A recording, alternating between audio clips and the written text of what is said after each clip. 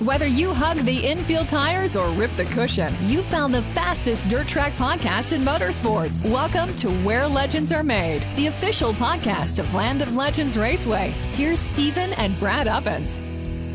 Welcome to episode number 4 of Where Legends Are Made, the official podcast of Land of Legends Raceway. Here for the 2020 season, my name is Steve Ovens, the announcer at the Land of Legends Raceway, alongside member of our video production crew and operator of the Eagle Eye camera location. Well, I shouldn't even say camera location. It's our drone camera. Brad Ovens here with us as well.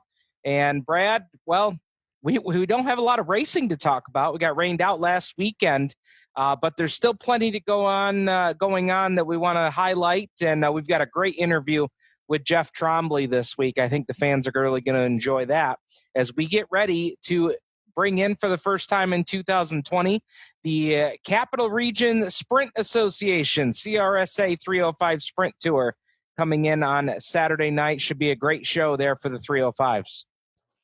Yeah, absolutely. This will be their first race of the season, I believe, for the 305 guys that they've gotten in on the record books this year for 2020. But Jeff Trombley, no doubt, if you follow the 305 tour, I had the pleasure of traveling with him for 2 years there. And both years, Jeff took the championship in dominating fashion. And I, going into this week's episode, I kind of shared that idea with you that if I thought there was any chance of an outsider coming in and stealing one, I think Jeff's got the best potential to do it. Yeah, definitely. And this will be his second start of the season. They've only been out once this year with the sprint car, and that was at Land of Legends earlier this season. Came home with a pretty respectable podium finish. But as he will tell us a little later, they weren't quite the dominant car that we've seen in the past, and he told us why. So stick around for tonight's A-Main interview. And Jeff Trombley, man, we talked all things racing, going even, way back to his modified days and how he got involved in sprint cars. And we just talked to even stuff outside of racing. So stick around for the A-Main interview of the week. You're not going to want to miss that. That was a lot of fun. But Brad, let's talk about, even though we don't have race results or a highlight of the week because we got rained out last week. Rain out happened right around 10 o'clock, 10:30 on Saturday morning. Just was really no opportunity that we were going to be able to get that show in. The weather report looked awfully bleak, rain throughout the day, and just wasn't going to be a great situation. There wasn't a lot of racing to be had anywhere.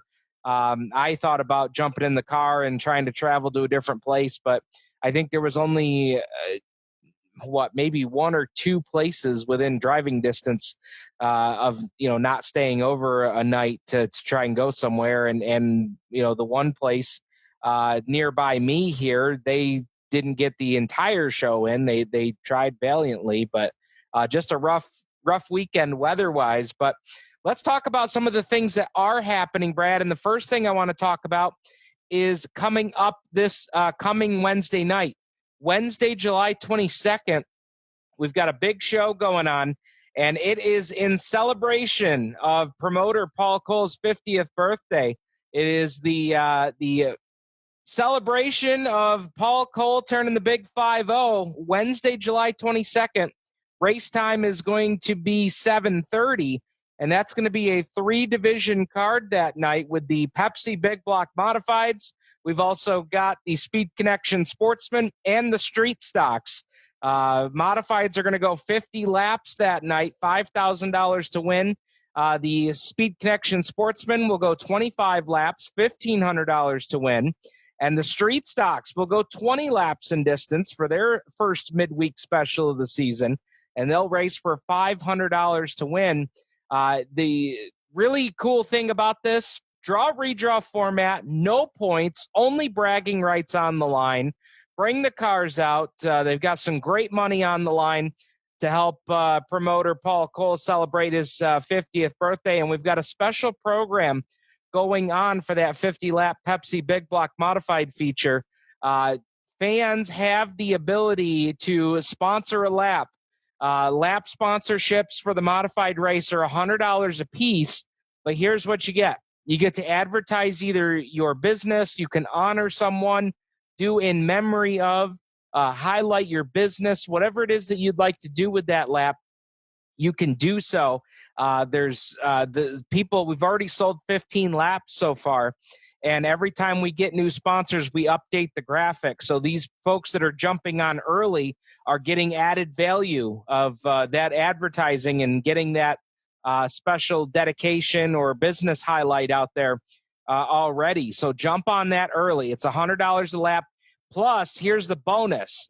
For sponsoring that $100 lap, you get the advertising, you get it on the Jumbotron, you get it on landoflegendstv.com, but you also get a free pit pass. So for a $100 lap sponsorship, you're also going to pick up a pit pass that you can use on Wednesday's show, at a future show, whenever you'd like to use that.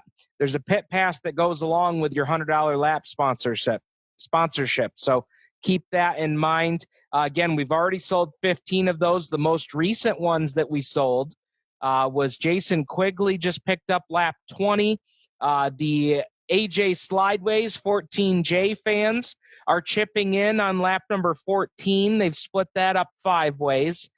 We also have had Fab Shop 54, Ricky Newton, one of our sportsman competitors, picked up a lap on lap number 11. The other ones we've got so far, Troy Smith, QuickTime Shocks has picked up one. MP Delivery, Mike Payne picked up one. Candyland has picked up 2 laps. The Hares brothers have all chipped in. They've got one in memory of Gerald Hares. We've got Hares Brothers Racing and Phelps Cement Products. They took 3 laps today. The Super Dirt Car Series and ESS 360 Sprint Cars picked up a lap. They actually, interesting note here, Brad, they took lap 37 because it's the 37th anniversary of the Lucas Oil Empire Super Sprint. So pretty cool fact there. Sportsman competitor Nick Wary picked up lap 25. Matt Becker took lap number 29. Carl and CJ Castelletti, they were the first ones to buy a lap. They bought lap 17. Their sportsman car, of course, is 117, so they picked up lap 17. And I think that covers the ones that we've sold here so far. So if you're interested in sponsoring a lap, send a private message to the Land of Legends Raceway Facebook page. And if you haven't already liked and followed our page, go into the search bar up at the top of Facebook and type in at Land of Legends NY, and that'll take you right to our Facebook page. So we've got lap sponsorships for sale. I've got a big show coming up on Wednesday night. And then, of course, we've got a race here on Saturday. Grandstands are open, $15 general admission for a 7 p.m. start time. And it's Pepsi night at the races as Geneva Club Beverage comes in with their Pepsi brand. They'll bring the mug bug. You can take photos, check out the mug bug before the races, and then they'll actually use the mug bug to pace several of our feature events later on in the night. So be sure to check that out. That's going to be a lot of fun. Brad, the other thing I wanted to talk about here before we get into the bulk of tonight's A-Main interview of the week, we also have some news that came out this week. And there was 2 different pieces of news. One wasn't necessarily breaking news. The other definitely was. The one that wasn't breaking news, Brad, was that Weedsport Speedway, we finally got to see some photo renderings of what Weedsport Speedway is going to look like in iRacing. That's projected to be released with their September update. And we finally got to see what that looks like. The part that was breaking news, though, Brad, they have scanned a big block modified. And I remember hearing that they had scanned a big block back a couple years ago when they scanned Weedsport originally. Now they've scanned Stuart Friesen's big block. So one would think, we already know Weedsport's coming out at least by September. Now the question is, when are they adding big blocks to iRacing? And Brad, when they do, it's going to be incredible. There will be guys that will be taking vacation days when that happens. Oh yeah, I personally can't wait. I think the big blocks are going to add a whole new dimension to iRacing. The sprint cars, as we know, are hugely popular in the late models and the different classes that we have going. But I think you're going to see another big insurgence on iRacing when Weedsport and the big blocks hopefully come out together. Now that's something that I know a lot of people have been taking bets on, Brad, and I think it'd be fun for us to do it. Do you think it will come out with the September update when Weedsport comes out, or do you think there will be a delay? Honestly, I've seen some digging through Facebook and reading and looking at some different Facebook posts. There's actually a couple leagues that already have Weedsport listed as a track on their schedule in mid to late August.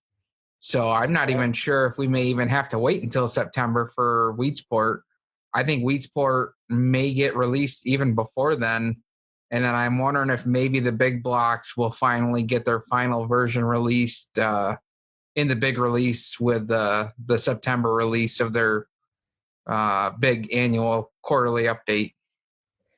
Well, with all of this being said, and you know, with the COVID-19, you know, pandemic response, you know, we dipped our toes on the Land of Legends side of things into iRacing and holding some invitational races and a couple open races. Brad, I think this, you know, I know a lot of people in the Midwest that love those UMP or IMCA style modified cars. You know, they've had that and that's what they dig, but this is what we dig up in the Northeast. And I think that the addition of the big blocks to iRacing and now Weedsport as well, I mean, if we could have 4 or 5 more tracks would be incredible, but be that as it may, I think this is going to paint a very interesting picture come fall and winter. I think you could see a lot of big block modified leagues on iRacing pop up, whether they're affiliated with tracks or some of the production companies that have got involved. This is going to be pretty interesting come fall and winter. Yeah, I wouldn't be surprised at all to see with the way that iRacing took off with the COVID-19 pandemic and everything playing out the way it did this spring. I wouldn't be surprised to see more bigger interest or just more interest in general in iRacing itself from some areas of the sport or the community, or whether it be national or local or even just broadcasting and putting together shows like we've been doing with 3-9. I think you're going to see a lot more of that on a much bigger spectrum from some maybe predictable, maybe unpredictable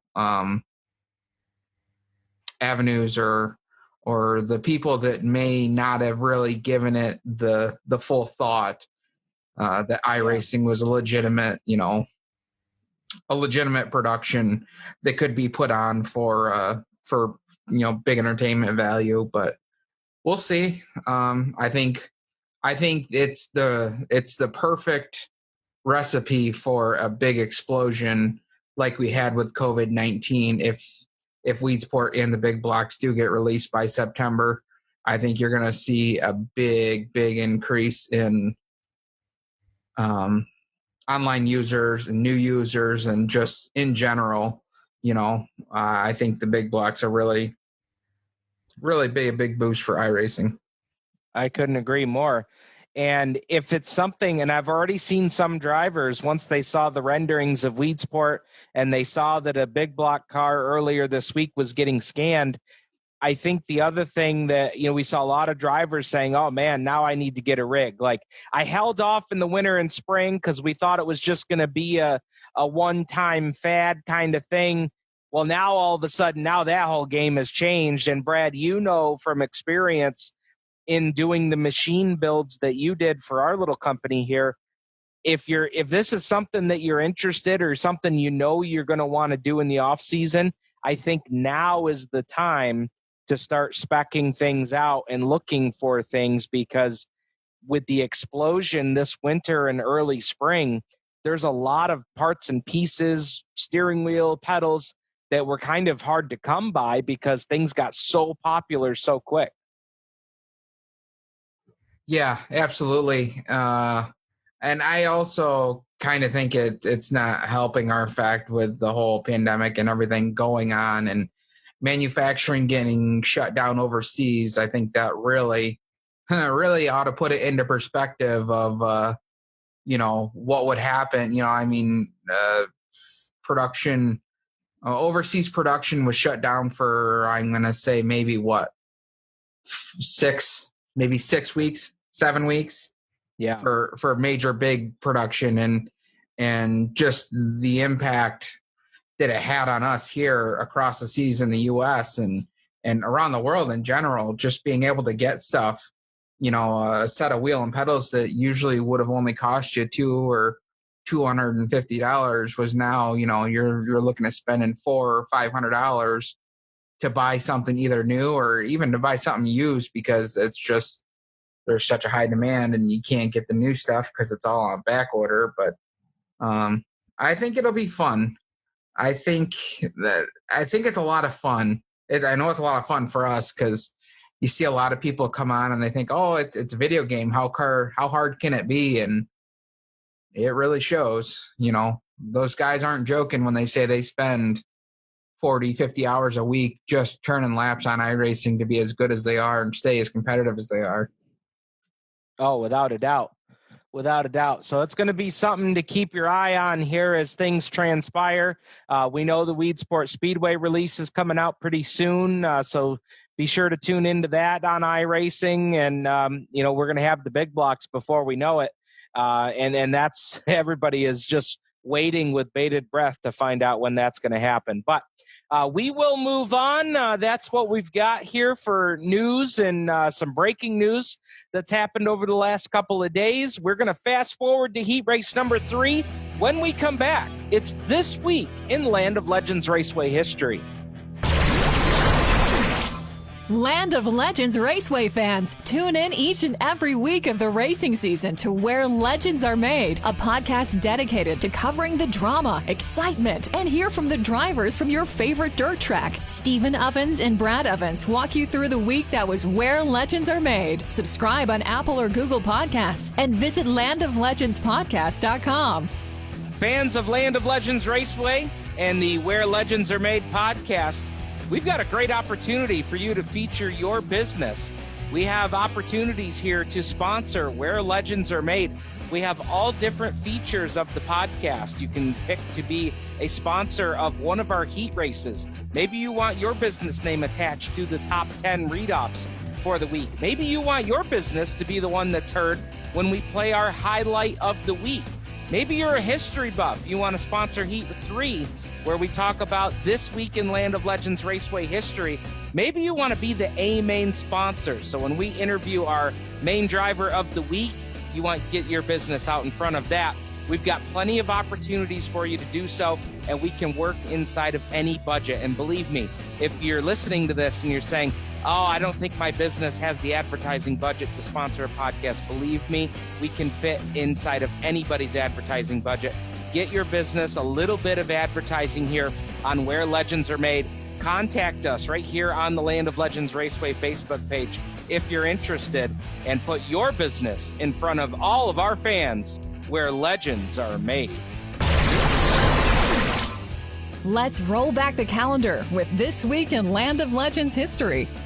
That's right. It's This Week in Land of Legends Raceway history, and we want to give a tip of the cap to Bob Miller, appointed track historian, who has so much history in his archives on the Land of Legends. And when we talked to Bob this week, we wanted to talk about a father of a driver who's got a win. There's only been 3 modified winners so far this season: Pat Ward, Larry White, and Eric Rudolph. Rudolph has 1 feature win to his credit so far. Pat Ward has 1. And Larry White, man, he's just got a pile of them here so far, and is going to try and add to that Saturday night and Wednesday night. We'll see if he can do that. But one of the drivers that's got a feature win this season is Eric Rudolph, and his father, Charlie Rudolph, was the 1986 champion. at the Land of Legends Raceway. And we wanted to talk about Charlie's 1986 season. And we found, or I should say, Bob dug up some really interesting stats from that season for Charlie Rudolph. Now, Charlie was one of only 4 modified winners that season. And Brad, I want to know if you can guess the other 3. Who would have been the other 3 drivers to pick up wins in 1986? I'm going to say 1986. I'm going to say Steve Payne, Alan Johnson, Danny Johnson. Oh, man, you were off by 1. The Johnson boys you had correct, but replace Steve Payne with Bob McCready. Oh, gosh. Barefoot Bob. Barefoot Bob in 1986. So didn't even think of it. That's pretty interesting right there, because out of 24 scheduled events that season, Brad, only 4 guys won features. And if you look at where we're at on the calendar, we're going to race this weekend on July 18th, and then next weekend we're off, and the following weekend we're already into the month of August. We've only had 3 winners this season, so it could turn out to be something very similar here in 2020, but that's incredible. 24 events that season, and Charlie Rudolph finished top 5 in 17 of those events. He had 4 wins, 4 second-place finishes, 3 third-place finishes, a 4th-place finish, and 5 times he finished 5th. And that's what wins championships right there. Pretty impressive stuff. One of his wins that season as well, out of those 4 wins that he had, was a July 21st running with the Super Dirt Car Series in the house. So some pretty cool stats here from a driver that, now retired, but wrenching on Eric Rudolph's car. Charlie Rudolph, an impressive 1986 season at the Land of Legends, and that is this week in Land of Legends Raceway history. Land of Legends Raceway fans, tune in each and every week of the racing season to Where Legends Are Made, a podcast dedicated to covering the drama, excitement, and hear from the drivers from your favorite dirt track. Stephen Ovens and Brad Ovens walk you through the week that was Where Legends Are Made. Subscribe on Apple or Google Podcasts and visit landoflegendspodcast.com. Fans of Land of Legends Raceway and the Where Legends Are Made podcast, we've got a great opportunity for you to feature your business. We have opportunities here to sponsor Where Legends Are Made.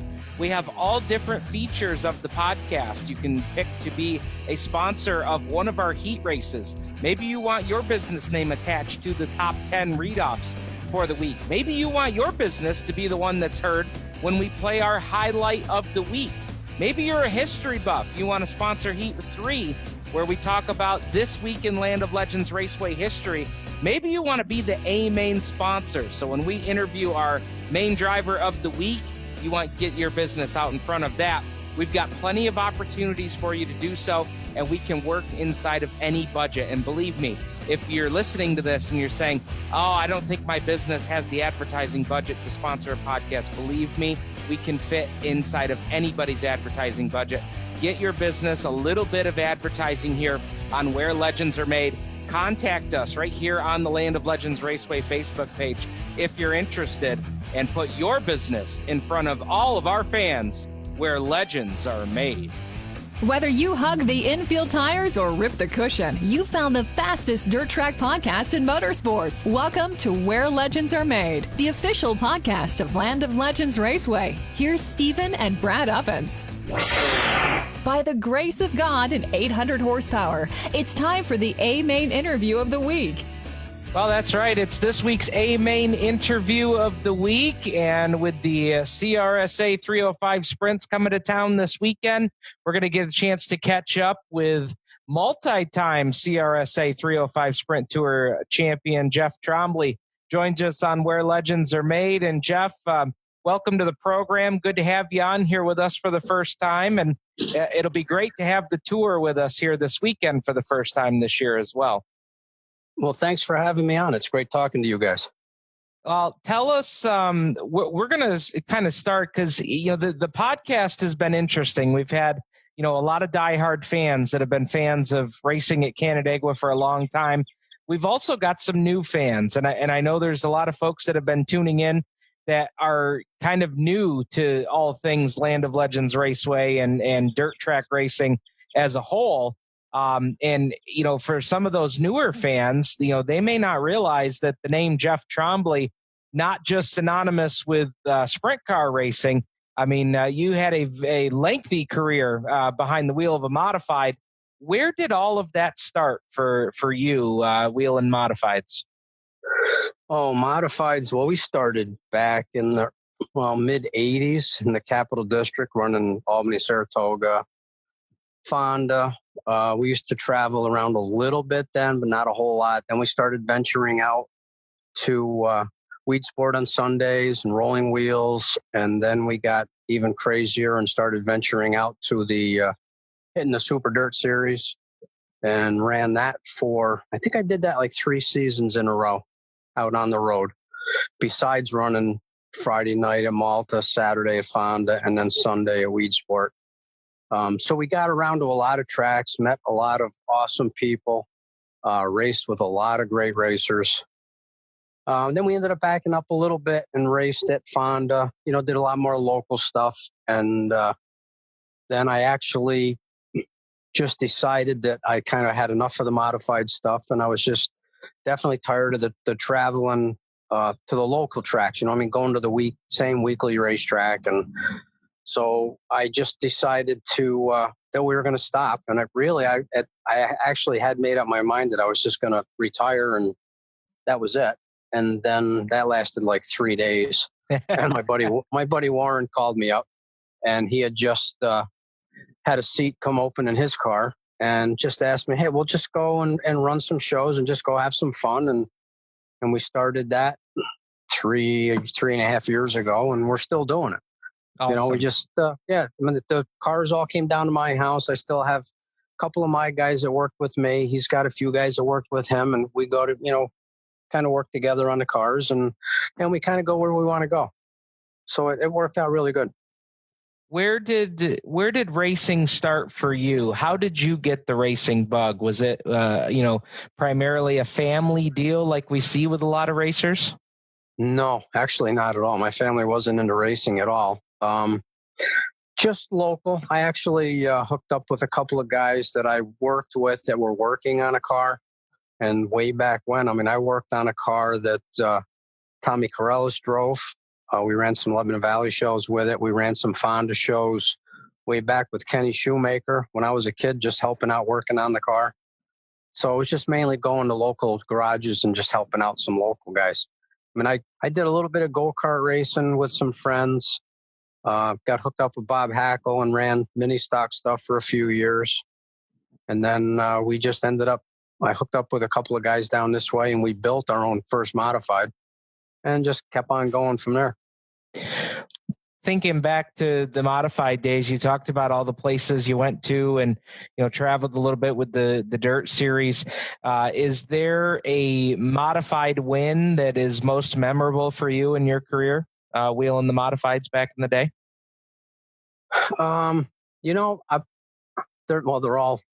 They're all special, but I'll tell you though, the one that I probably was the most proud of at the time was my first win out at Weed Sport. Because when we ran Weed Sport on Sundays, that was a dirt series race in itself. Everybody raced there. All the good guys, were running there, and to win there against all those guys and compete with those guys was really a dream come true for me. I remember back in the 90s, watching, the shows like This Week on Dirt and those rush hour shows.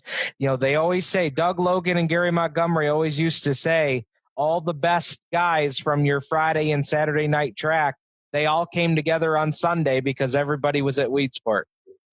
And that's a true story.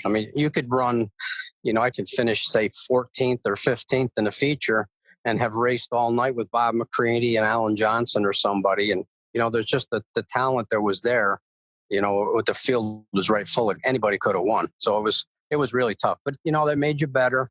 And racing with all the good drivers, everybody respected each other, respected the equipment. There wasn't a lot of wrecks or banging or, I mean, it was really good racing. It was a lot of fun. What is your best Bob McCready story? Do you got a Bob McCready story?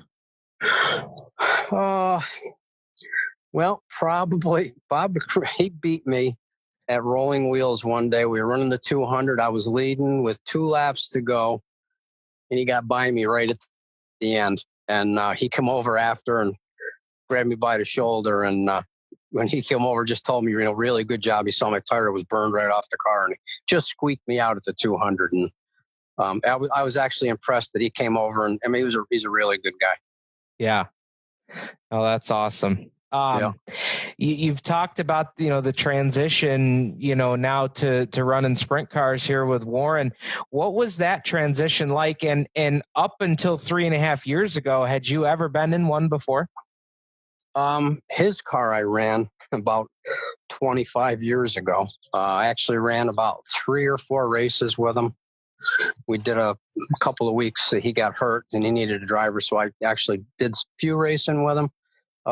Actually, I won one at Accord, and I think I got like a second and a third. Ran Brewerton once and Utica Rome once. So we did a little bit, but my wife really wasn't into the whole sprint car thing, and I was busy with the modified stuff. So, and he went off and did his, and I just was so busy with the modified stuff, I just never did it again.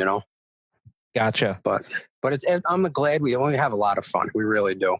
Yeah. And I enjoy the sprint cars because it's not a contact sport.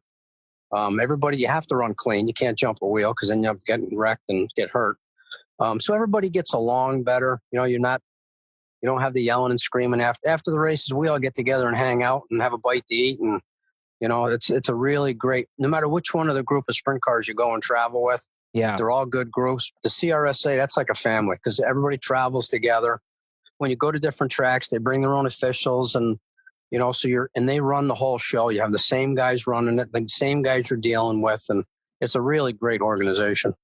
I feel like that's, some of the success of the traveling series that, whether you're on the sprint car side, the modified sports, whatever it might be, that whole, a lot of people call it the traveling circus, but it's like, you've got all the same drivers that travel and race together, but that officials that travel all together too.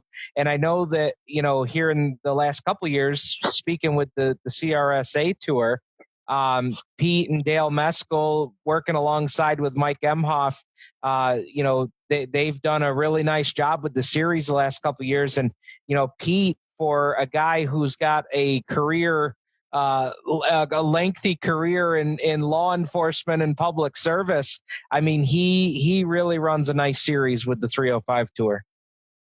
They do a great job, and they all devote a lot of time to it. It takes, when you get a full series going, and with all the sponsors and all the different guys and all the tracks and all the different people you're dealing with, it is very time consuming. So, they do devote a lot of time and put a large effort into it. Mike, I mean, just supporting from the weekly racing at Canandaigua with the 305s to his traveling series to the Patriots, and he has a full-time job. He does a lot for sprint car racing in the area. So, hats off to him.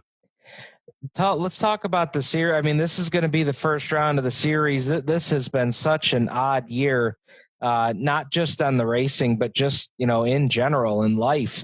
What is this season? And I know we've seen you at Canandaigua once, I believe, this year. Yeah, we came out one Saturday. Yeah, what's it been like? I mean, there's been a lot of off time with, drivers that are not used to having this amount of off time. Usually, once racing starts, we're racing one of the series someplace every weekend. We don't get many off. We've been doing a lot of stuff that we don't usually do. We've been doing some camping, some hiking, some riding the bikes, motorcycles, just, doing a lot of things we don't normally do. But we all miss the racing. We came out, Canandaigua, that's, for me to go out weekly, it's pretty tough because it's a long ride. Sure. But it was great to come out the one. That was our first time out, and we haven't been out. That was our only time out to the track. So, I mean, everybody's anxious to get going. And just, the way this, like you said, the way this summer's going, just being able to go out and interact with other people, I mean, that's a whole new thing now, everybody's been kind of locked down. Yeah. So it's been a crazy summer. Tell us about the run earlier this season. If I remember correctly, I don't know if it was something that you guys struggled with early, but you came on strong at the end of that race. What was the first run out of the box like this year? Well, I had the car a little bit different than I usually run it.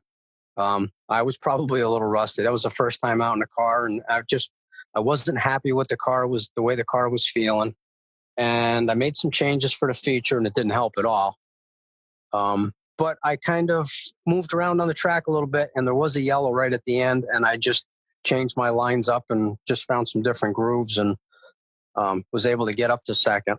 But I don't know, just kind of learning the track, getting back in the swing of things. And like I said, we tried a few things a little bit different, but we'll see. We'll have to see how this Saturday is.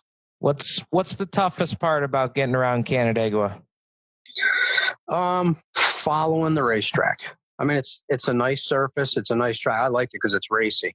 But that makes it racy because you can move around the racetrack and find multiple grooves and see where your car's working the best and where you can find some bite, and it does change during even our short races. The track changes up quite a bit. So it's a fun race. It's not just like a hammer down, horsepower or follow the leader type thing. You got to really move around and find your groove and find the racetrack.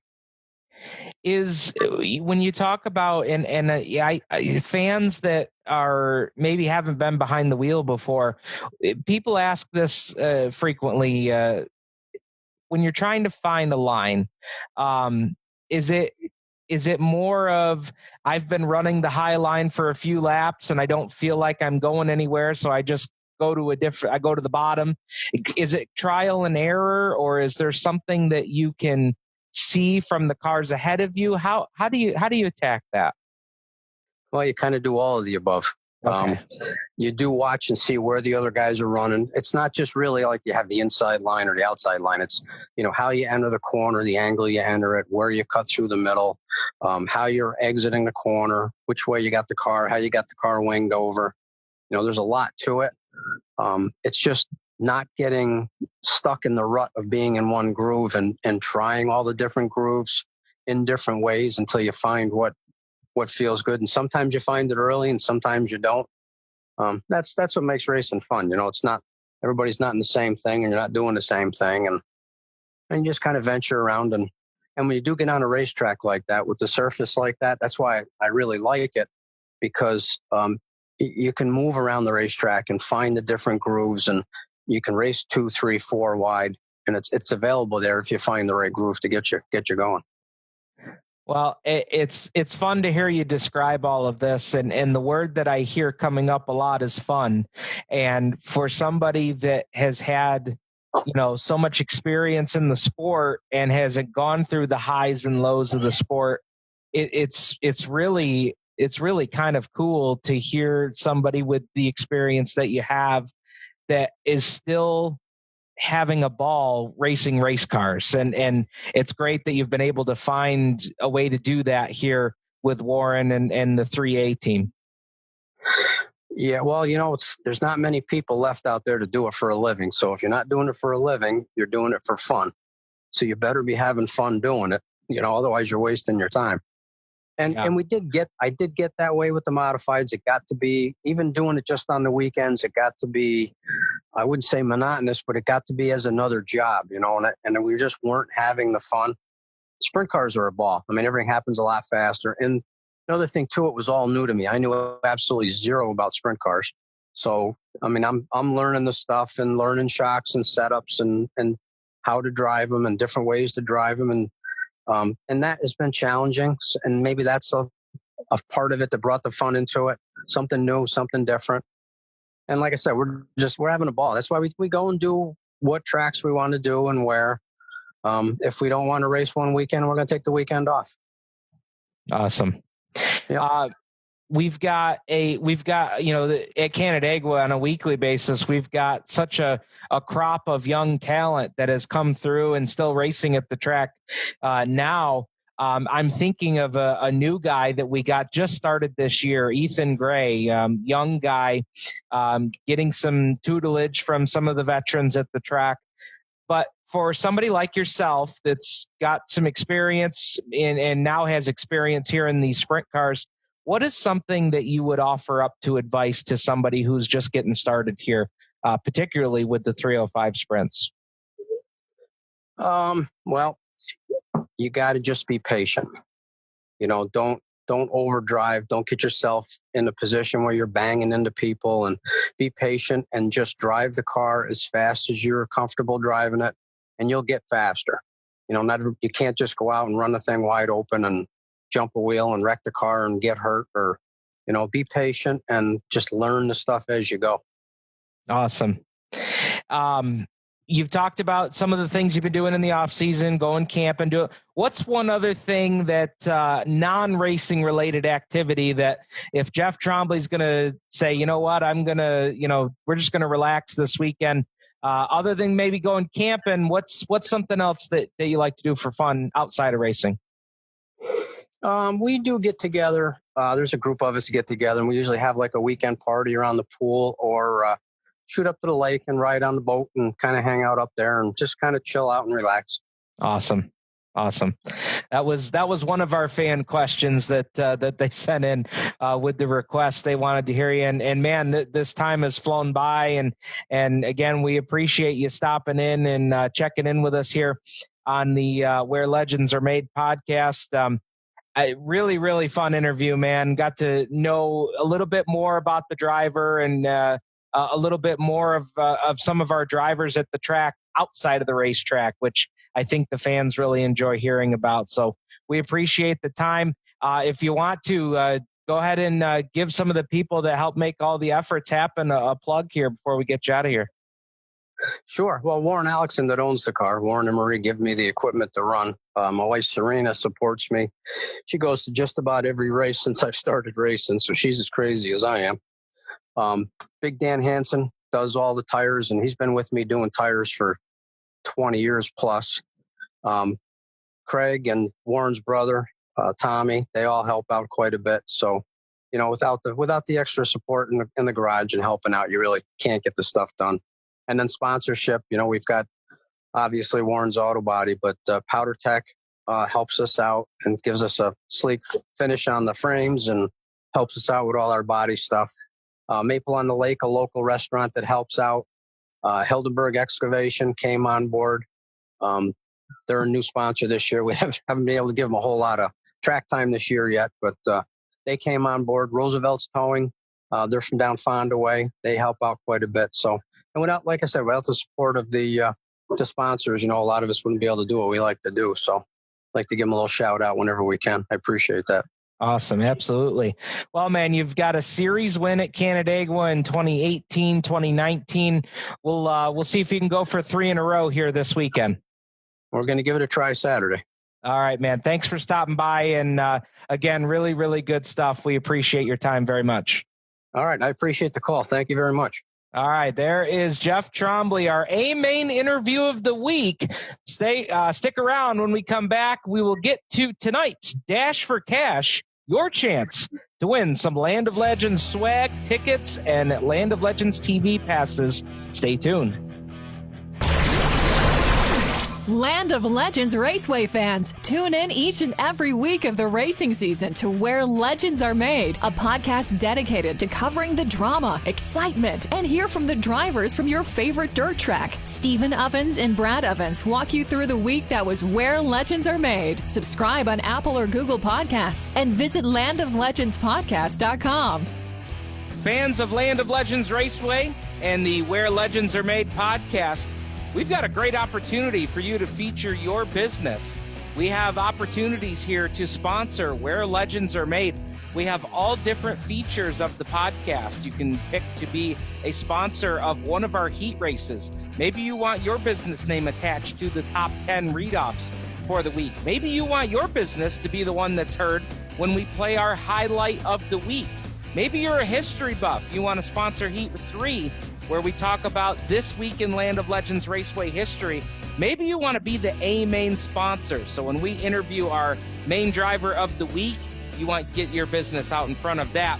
We've got plenty of opportunities for you to do so, and we can work inside of any budget. And believe me, if you're listening to this and you're saying, oh, I don't think my business has the advertising budget to sponsor a podcast, believe me, we can fit inside of anybody's advertising budget. Get your business a little bit of advertising here on Where Legends Are Made. Contact us right here on the Land of Legends Raceway Facebook page if you're interested, and put your business in front of all of our fans where legends are made. Land of Legends fans, want to win some swag? Listen up for this week's Dash for Cash. Well, we're going to close this episode of Where Legends Are Made with our Dash for Cash segment. And this week's Dash for Cash has got a pretty cool prize on the line. It's a one-night streaming subscription, and it is for the Wednesday, July 22nd running of the Paul Cole Birthday Celebration 50 from the Land of Legends Raceway. 50 laps for the modifieds, 25 laps for the sportsmen, and 20 laps for the street stocks, a 3-division card. And it's going to be a show you're not going to want to miss. And it's pretty simple. We're getting ready to post a trivia question. And if you listen to this week's episode, you're going to know the answer. We simply are going to take all the correct answers on the Land of Legends Raceway Facebook page. We're going to post a trivia question. And if you have got all 4 drivers correct, we will put you in a drawing, and we'll make sure to draw it by Sunday or Monday. And you'll get a free subscription to Wednesday night's race live from the Land of Legends Raceway on landoflegendstv.com. Now, if we don't get the show in on Wednesday, you'll be able to use your coupon code for another event at $14.95. So thank you very much to Land of Legends TV, Paul Cole, Art Rourke, the entire crew over there at Land of Legends TV for putting that up this week. And again, if you listen to This Week in Land of Legends Raceway History, you're going to know the answer. Just swing over to the Facebook page and plug it in. And as we get ready to close out this week's episode, Brad, Saturday night action again, Geneva Club Beverage. Pepsi will be in the house with the Mug Bug as we welcome for the first time in 2020 the CRSA 305 Sprint Tour. Mike Emhoff, Pete Meskel, Dale Meskel, the entire crew there with the CRSA 305 Sprints will be in town. The Big Block Modifieds will be there as well, along with the Speed Connection Sportsmen, the Street Stocks, and feature-only Hobby Stocks on Saturday night. Grandstands are open. Be sure to bring your mask with you. You need to use your mask when you're out in the midway, at the concessions, at the restroom, and you are able to take your mask off when you get to your seats with your family and your party. But otherwise, if you're out and about, you need to have that mask with you. We are following social distancing guidelines from the CDC and the guidelines that they have put in place. So that is what we have coming up on Saturday. And again, the pits will be open, $40 pit passes on Saturday, as well as on Wednesday night. And we hope you come out and join us. Wednesday night's race is going to be pretty spectacular all on its own. It'll be the 50-lapper for the mods, 25 for the sportsmen, and 20 for the street stocks. That kicks off at 7:30 on Wednesday night. Be sure to either check it out in person with us right at the racetrack, and if you can't make it to the racetrack or you're quite a distance away, be sure to tune in on landoflegendstv.com. Anything else we need to mention here, Brad, before we get out of here this week? Pretty quick and easy episode this week, but still plenty to talk about here from the Land of Legends. Oh, absolutely. Just some great racing coming up. As you mentioned, we're racing the 22nd. We're going to be off on the 25th as the regular scheduled week or night off that would have been for the Ontario County Fair, which isn't happening, unfortunately. But I think it's going to be a lot of fun. If you can't join us, like you said, join us on landoflegendstv.com. We'll be there providing the great broadcast that we always do, and we hope everybody enjoys and has a good, safe time. And again, as you may have heard earlier in the episode, if you've got a business that you'd like to promote here on Where Legends Are Made, we've got very affordable options here to become a marketing partner here with Where Legends Are Made podcast. We enjoyed putting this together, and we're hoping to partner up with a few folks to keep this thing going all season long and into the fall. So be sure to tune in next week for our 5th episode of Where Legends Are Made. And we appreciate you tuning in this week. And we will see you at the races Saturday and Wednesday night. And if you can't be at the racetrack, be sure to join us on Land of Legends TV. On behalf of promoter Paul Cole, General Manager Greg Emerson, Executive Producer of Land of Legends TV.com, Art Rourke, and Brad Ovens, putting all the podcast efforts here together for us here from the 3-9 Production Studios. My name is Steve Ovens, saying thank you for tuning in, and we'll see you next week where legends are made. Land of Legends Raceway fans, tune in each and every week of the racing season to Where Legends Are Made, a podcast dedicated to covering the drama, excitement, and hear from the drivers from your favorite dirt track. Stephen Ovens and Brad Ovens walk you through the week that was Where Legends Are Made. Subscribe on Apple or Google Podcasts and visit landoflegendspodcast.com.